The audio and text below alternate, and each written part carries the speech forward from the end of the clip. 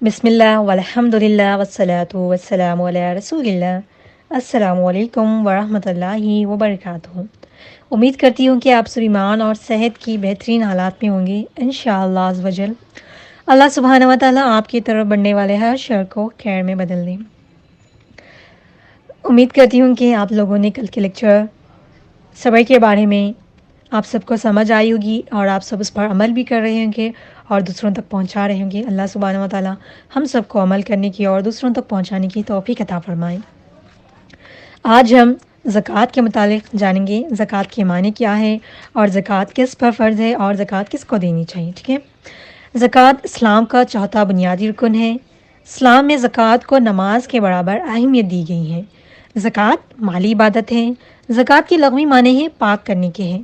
اسلام کے نقطہ نظر سے ہر سال ایک مخصوص مقدار میں سالانہ بچت سے کچھ حصہ معاشرے میں موجود ضرورت مند لوگوں کو ادا کرنے کا نام زکوٰۃ ہے۔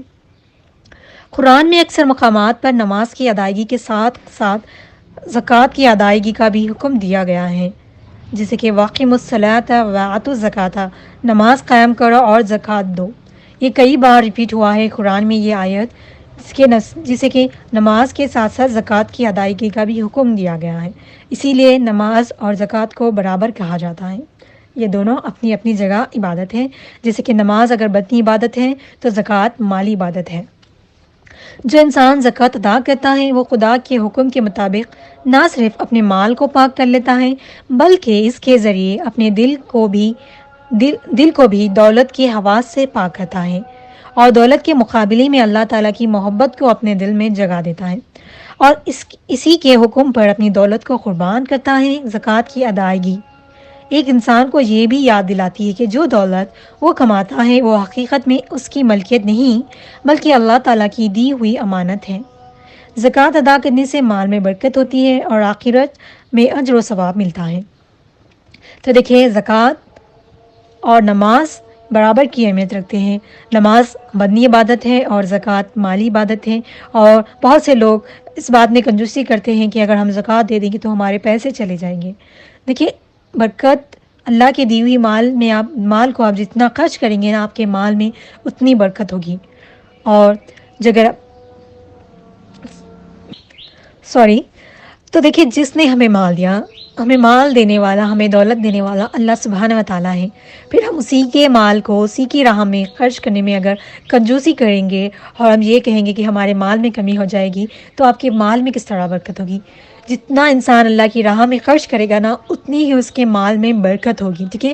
آپ کچھ لوگوں کے پاس دیکھیے، اگر آپ نے آبزرو کیا ہوگا، اگر آپ نے کسی رشتہ دار، اپنی فیملی، اپنے آس پاس دیکھا ہوگا، تو جس کے پاس کچھ لوگ ایسے ہوتے ہیں جن کے پاس اتنی مال و دولت نہیں ہوتی، وہ رچ بھی نہیں ہوتے، لیکن ان کے پاس بہت برکت ہوتی ہے۔ وہ کچھ ہی پیسوں میں اپنا گھر بھی چلا لیتے ہیں اور دوسروں کی مدد بھی کرتے ہیں، اللہ کی راہ میں خرچ بھی کرتے ہیں اور اچھے سے کھا پی رہے ہوتے ہیں، اچھا خاصا اپنے لیے بھی استعمال کر رہے ہوتے، لوگوں کے لیے بھی اسپینڈ کر رہے ہوتے۔ یہ اللہ تعالیٰ کی طرف سے برکت ہوتی ہے، ٹھیک ہے۔ جب ہم اللہ کی راہ میں جتنا خرچ کریں گے نا، اتنا ہی ہمارے پاس، ہمارے مال میں، ہمارے رزق میں، ہمارے گھر میں برکت ہوگی۔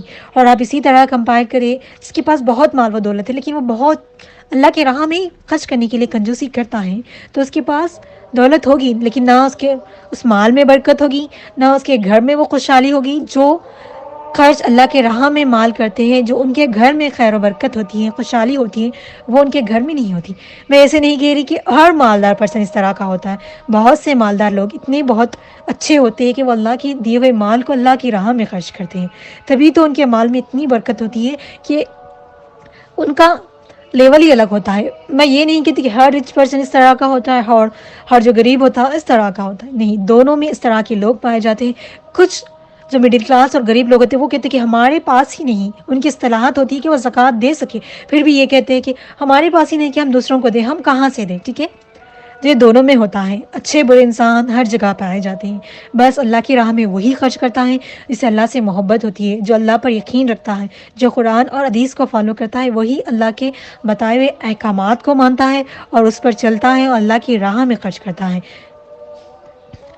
جبکہ قرآن مجید میں سورہ بقرہ آیت نمبر 2 میں اللہ نے فرمایا، جو پرہیزگار مومن ہوتے ہیں ان کی نشانیوں میں الذین یؤمنون بالغیب ویقیمون الصلاۃ ومما رزقناہم ينفقون، اور جو غیب پر ایمان لاتے ہیں اور نماز قائم کرتے ہیں، جو کچھ ہم نے دیا اس میں سے خرچ کرتے ہیں۔ یہ مومن کی نشانی ہے کہ جو اللہ نے نازل کیا، جو اللہ نے کتاب نازل کی، جو اللہ کے احکامات ہیں ان سب پر ایمان لائے، نماز قائم کرے اور جو کچھ اللہ نے دیا اسے اللہ کی راہ میں خرچ کرے، وہی سچے مومن کی نشانی ہے۔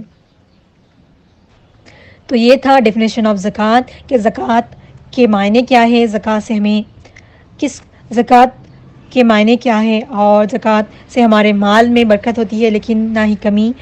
انشاءاللہ ہم کل زکوٰۃ کے ریلیٹڈ حدیث دیکھیں گے کہ آپ صلی اللہ علیہ وسلم نے کیا فرمایا ہے، اور انشاءاللہ ہم زکوٰۃ کس کو دینی چاہیے اور کس کو نہیں دینی چاہیے، اور زکوٰۃ کس طرح سے کیلکولیٹ کرنا ہے وہ سب دیکھیں گے انشاءاللہ۔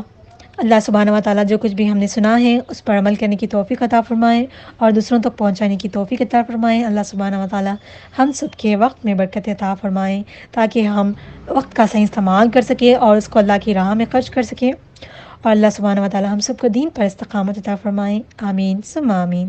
سبحانک اللہم و بحمدک، نشہد ان لا الہ الا انت، استغفرک و اتوب الیک۔ جزاکم اللہ خیر۔ السلام علیکم ورحمۃ اللہ وبرکاتہ۔